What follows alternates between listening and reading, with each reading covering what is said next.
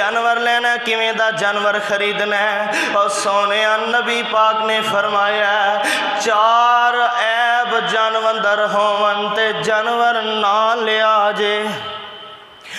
4 ऐब जानवर दे अंदर होन, जानवर कुर्बानी ते नहीं लगेगा, ओदी कुर्बानी नहीं करनी, नबी पाक ने मना कर छड्या है। पहले नंबर ते पहला ऐब आका फरमांदे ने अख तो काना जानवर जिदा कानापन जाहिर होंदा होवे ओदी कुर्बानी नहीं होंदी, ओनू कुर्बानी ते ना करया जे। मसला ध्यान नाल सुन लिया जे। एक हुंदा अख चुभ जाना, अख अंदर जख्म हो जाना, लेकिन अख बंद नहीं हुई, अख अंदर थोड़ा जा जख्म बनया सी, उस अख विचों अजे नज़र पैंदा है, ये ऐब नहीं, इनू काना नहीं आंदे। काना इनू आंदे ने एक अख विचों मुकम्मल दिसना ही बंद हो जावे, ओ जानवर कुर्बानी ते नहीं लगेगा। दूजे नंबर ते मेरे आका फरमाते ने लंगड़ा जानवर जिदा लंगड़ापन जाहिर होंदा होवे ओ जानवर भी कुर्बानी ते नहीं लगेगा।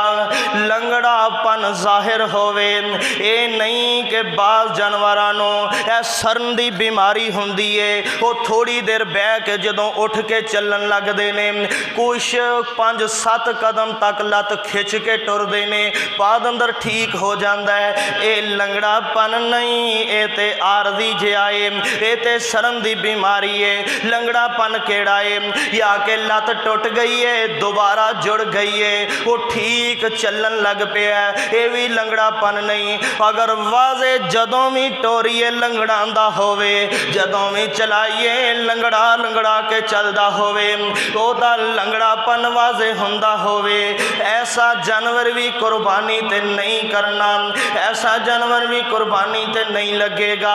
आका फरमांदे ने तीजे नंबर ते इन्ना कमज़ोर जानवर जिदियां हड्डियां दी मेखी खत्म हो गई है, जेड़ा अपने आप चलनों मजबूर हो गया, ओदियां हड्डियां दा गुदा ही खत्म हो गया, ये जानवर भी कुर्बानी ते नहीं लगेगा।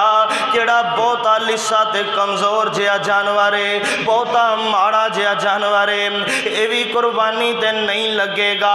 चौथे नंबर ते मेरे आका फरमाते ने जेड़ा बीमार जानवर है, ओदी बीमारी जाहिर होंदी होवे, ए जानवर कुर्बानी ते नहीं लगेगा।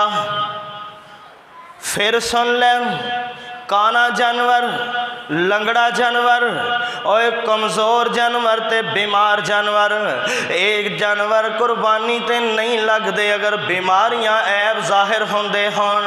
अगे एक हदीस सुन लै, हज़रत अली मौलाए अली बब्बर शेर अली शेरे खुदा अली रज़ी अल्लाह तआला अन्हु आंदे ने जदों असीं कुर्बानी दे जानवर खरीदिया करदे, असीं जानवर लैन लगदे, जग्गा दे पीर फरमांदे ओए अली सोने ओ प्यारे अली, जदों जानवर लेना है 2 चीज़ां जरूर वेख लिया जे, जानवर दे कन भी वेख लिया जे, किते कन कटिया ते नहीं, किते कन फटिया ते नहीं। अगर कन अंदर चीरे आए होन ऐब बन गया, कुर्बानी ते नहीं लगेगा। अगर जानवर कुर्बानी दे करने वाला ओदा कन थल्लों उत्तों सज्जों खब्बों अगर कितों भी कटिया होएगा फिर भी कुर्बानी ते नहीं लगेगा। अगर कन अंदर सुराख होन फिर भी कुर्बानी ते नहीं लगेगा। अगर कन अंदर चीरा आया होएगा फिर भी कुर्बानी ते नहीं लगेगा। कई आंदे ने जी जमांदरों ही एवें, और कुरान ने शरीयत ने जमांदरों को मुस्तसना नहीं किया। जमांदरों होए या बाद अंदर होए कन खराब है कुर्बानी ते नहीं लगेगा।